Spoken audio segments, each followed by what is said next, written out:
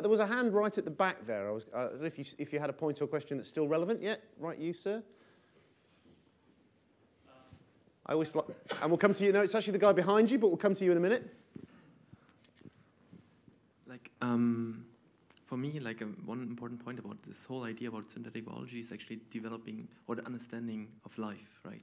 This is I think that's the major driver behind it. I think there's always the problem that we mix up biotechnology with synthetic biology, because most of the things listed there are we already doing. Like biotechnology is used to for improved diagnostics, drugs, and vaccines and stuff like that. So that's nothing really what we can say has something to do with synthetic biology by itself. And I think that we should keep that in mind. We do that already since 20 or 30 years. And you have seen what has happened like in those 20, 30 years. So we haven't developed it and we use it. But I think the power is also, there's always some limitations we have to keep in mind. I think the major part for us is still trying to understand what, like how life actually developed. And I think actually Ben mentioned that also as well before we actually came up with the question. Yeah, there's two separate things in there, isn't there? For me, there's exactly this about what is life, and this, of course, exploring life, the same as artificial intelligence, gave us new ideas about what we define as intelligence, because as soon as we got chess-playing robots, we suddenly went, oh, actually, no, that's not really intelligent behavior. That's because a machine can do it. You kind of you retrench. And the second aspect of this is that, for me, slightly cynically, is that once you get a hot label in a field, of course, things gravitate towards it. I can remember how many applications had nanotechnology written on them that would have previously just said, oh, this is a bit of chemistry. And then it all became nanotechnology because that's where the money is. I guess that's how you woke up and found you were a synthetic biologist one day. I think what's really interesting about I think the thing that's been healthy about synthetic biology is it has been a broad church.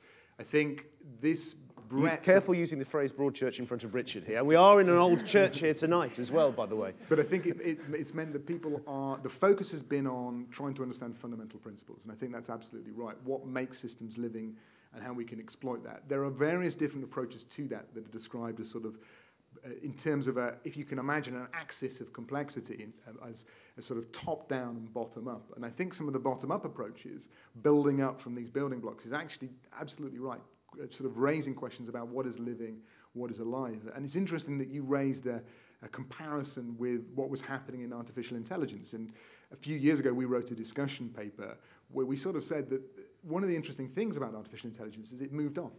It found scientific progress. There was development, partly because of some of the questions that were raised by key figures. And one of the key figures was Alan Turing. Almost everybody has heard about the Turing test, but Turing's test was prompted by the fact that he was driven insane by the question, will machines think? This is well before they had digital computers. He was driven insane, and he said, this is a meaningless question. Published this wonderful paper in 1950 where he said, let's forget about this question. Let's create a test, an arbitrary imitation test, the Turing test, and the field just went, that's right, actually we can think about the science of this as well, and moved on. And to a certain extent, synthetic biology, I would argue, needs to do that as well when it comes to discussing whether the cells that we make will be living or not, because we will build these cells, and then as a society we can discuss whether they are or not. At the same time, we can set them tests and understand the fundamentals, both bottom-up and top-down. Yes. Although as a side issue, we can discuss whether or not there's now a whole field of AI specifically designed to try and pass the Turing test, yes, as opposed to any other function. Richard, is it? I mean, do we automatically, as soon as we start using that word life and we start talking about scientific creativity, the two begin to overlap. We begin to talk about creating life. Are we automatically in dangerous ethical waters, or is there a reasonable path we can steer through all this? I'm sure there is, but I mean, it's a trap for a lot of people, especially people of a religious disposition or a residually religious disposition, who think that life itself is some kind of transcendental gift.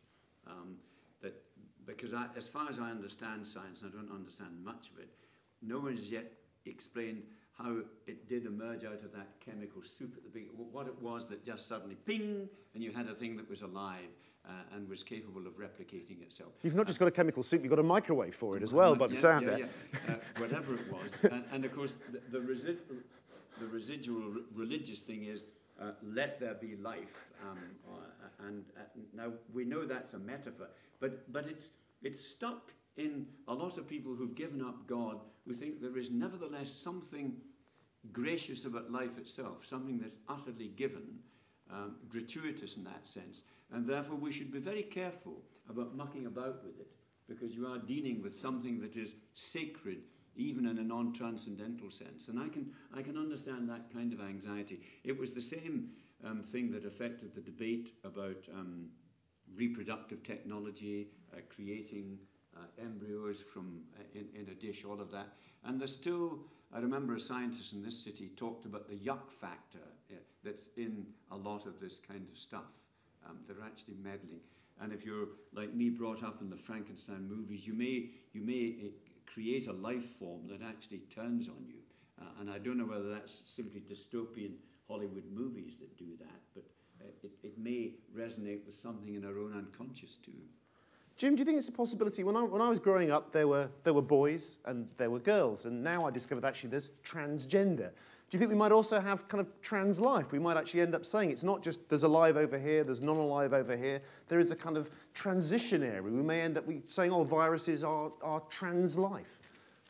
Well, I would agree. I mean, I take a materialist view of these things, and the living processes are something which are essentially emergent properties of complex systems, and that's, you could say that, but there are people actually starting to build systems which show those kind of properties. And we talked about Jack Szostak's work at Harvard at the moment, which is moving towards incrementally producing something which might be equivalent to what happened in the prebiotic soup, that ping moment being produced in a laboratory.